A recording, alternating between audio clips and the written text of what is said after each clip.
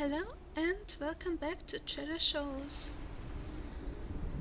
We are on the rooftop of a lighthouse and we already examined the area. Now you can attempt to light the flame. You attempt to light the wood in the large bowl using your candle. Unfortunately, the flame is too weak and the wood is beginning to get wet. Your attempt fails miserably. That makes sense. Actually, I wouldn't have even tried. I mean, in real life. In game, I obviously tried. You look into the Niascope, ensuring it is twisted into the enchanting setting.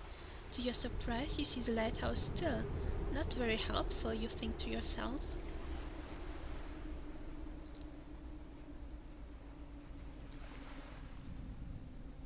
You look out over the water with the Niascope, ensuring it is twisted to the normal setting. Off in the distance you can see the storm coming close. The sky is dark and the seas are getting rough. Amongst the waves you see something odd. There is a black ship with strange white or purple sail. How can it be white or purple? Isn't there a big difference? You pull back and notice that it seems to be heading for...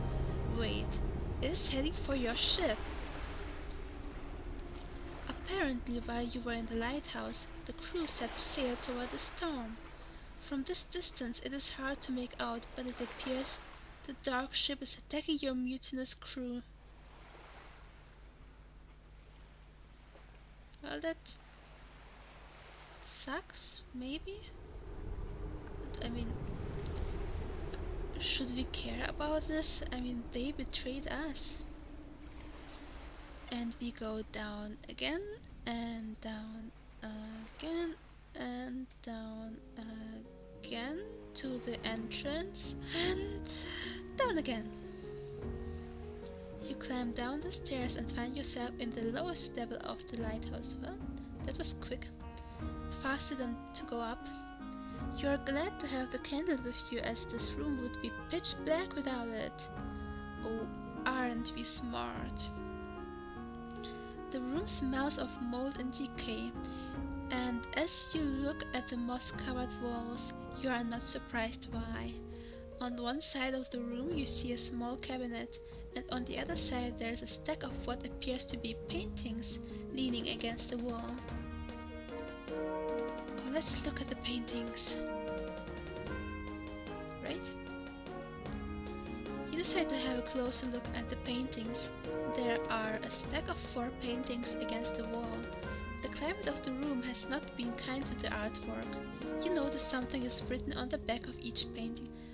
Actually, who brings paintings to a lighthouse? Why? Why would you do that? There is a man's painting, a woman's painting, an old man's painting, a damaged painting, and enough of the painting. Alright. You examine the first painting and read the description on the back. This guy reminds me of Genghis Khan, but maybe I'm prejudiced. Arkan Dilat, leader of the large band of pirates known as the Crimson Blades. He was the one who led the Crimson Blades to the capture of a large Stratanian convoy in the Sea of Tears. Wow. The Crimson Blades on the Sea of Tears. Isn't that really dramatic? And the complete and utter destruction of the fleet that protected it all with only 4 ships at his disposal. So he was a good strategian. Is that a word?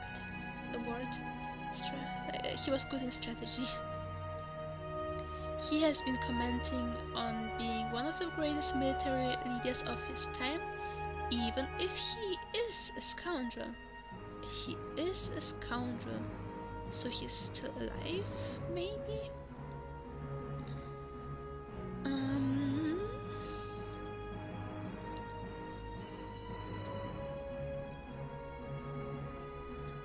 sorry.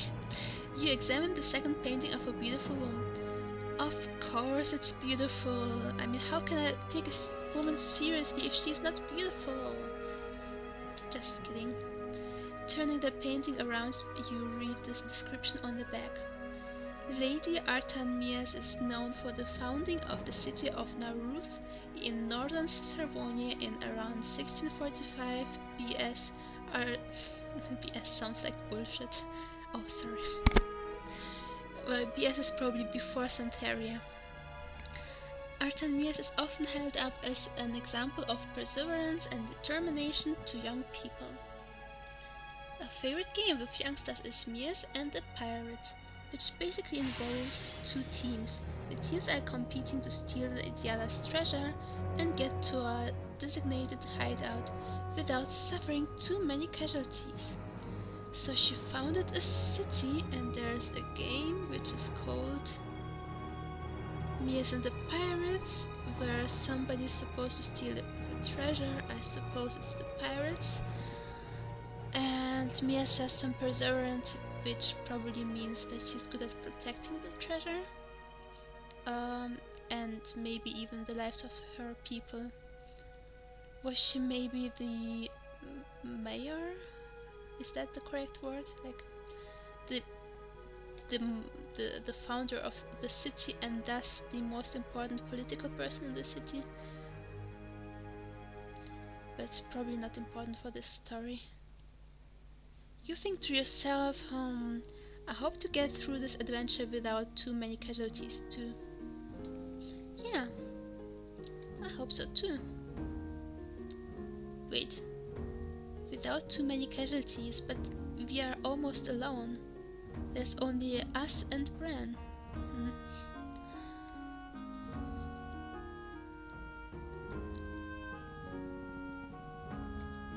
Oh! Oh! You examine the third painting and almost drop it in surprise. Staring at you in the painting is the image of your grandfather. However, in this painting he has a beard. How dare he have a beard? You have never seen him with a beard before. You quickly turn the painting around to see what it says. Maybe there's an explanation about the beard. Pirate of the Southern Seas has a beard. Not much is known of this man, except for that he has a beard.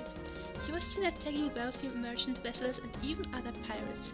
This pirate seems to have had moderate success throughout his career, and whether he is alive or dead is unknown. Didn't we receive his final letter, and didn't we come to the conclusion that he is already dead?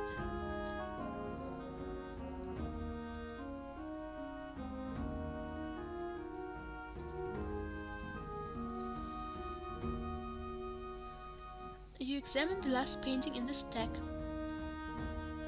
This is probably modern art. Unfortunately, a large hole. Oh. Well, a hole can be art. Probably. Maybe. Has been burned into this painting. You flip the frame over and determine that there is nothing decipherable written except for one word. Apparently at the end of a sentence it appears to say Nepris. From the ashes on the ground and the brittleness of the burnt edges, you conclude this painting was burnt recently. Very recently. So maybe a crew member burnt it. Maybe Bran or Kale or another person from the crew. But I don't think it was somebody else from the crew, because they were not important enough. Since they didn't appear in the story, I don't think they were important enough to burn a painting.